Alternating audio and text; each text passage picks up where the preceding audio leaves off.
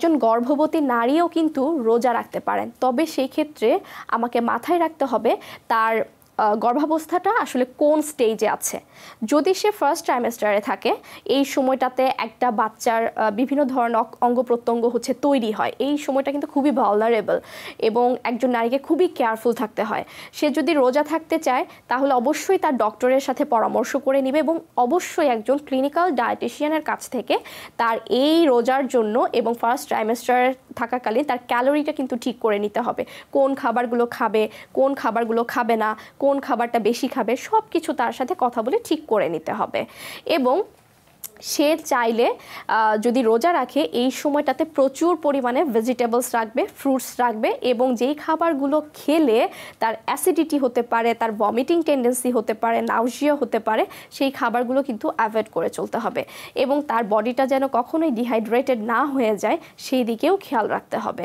এরপরে আসি second ট্রাইমেস্টারে। Second ট্রাইমেস্টারটা মোটামুটি সেফ পিরিয়ড। এই পিরিয়ডে যারা আছেন মোটামুটি বলা যায় যে আপনি নিঃসন্দেহে রোজা রাখতে পারেন যদি অন্য কোনো প্রবলেম না থাকে। প্রথম ট্রাইমেস্টারের মতন যেই সাবধানতা অবলম্বন করার কথা বললাম, তৃতীয় ট্রাইমেস্টার লাস্ট ট্রাইমেস্টার যেটা আছে এটাও কিন্তু অনেক ইম্পর্ট্যান্ট।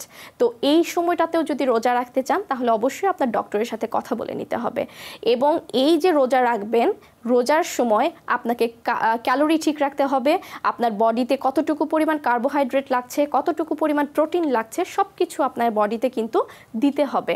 সাধারণত প্রেগন্যান্সিতে কিন্তু আপনার সাথে সাথে আপনার ভেতরে অন্য আরেকটি শিশু বেড়ে উঠছে, সেটা মাথায় রেখেই আপনার প্রত্যেক খাবার দাবারের ক্ষেত্রে কিন্তু সাবধানতা অবলম্বন করতে হবে।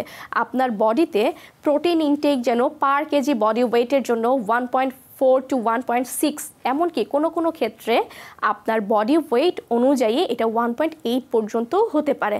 দ্যাট মিনস আপনার কতটুকু পরিমাণ প্রোটিন লাগছে সেইটা কিন্তু আপনাকে এনশিওর করতে হবে।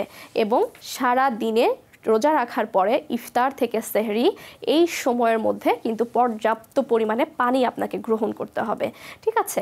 আর যেন আপনার অ্যাসিডিটি না হয়, আপনি চাইলে ইসবগুলের ভুসি বা তোকমা দানা দিয়ে ভুসি এটাও কন্টিনিউ করতে পারেন এবং আপনার বডিটা যেন ডিহাইড্রেটেড না হয়ে যায় সেই জন্য কিন্তু আপনি অবশ্যই ডাবের পানিটা নিতে পারেন, ঠিক আছে? আবার অনেক সময় যদি আপনার দেখা যায় প্রেগন্যান্সিতে যদি আপনার হাই প্রেশার থাকে, সেই ক্ষেত্রেও কিন্তু আপনাকে অবশ্যই যে খাবারগুলো খেলে প্রেশার বেড়ে যেতে পারে সেই খাবারগুলো কিন্তু এড়িয়ে চলতে হবে।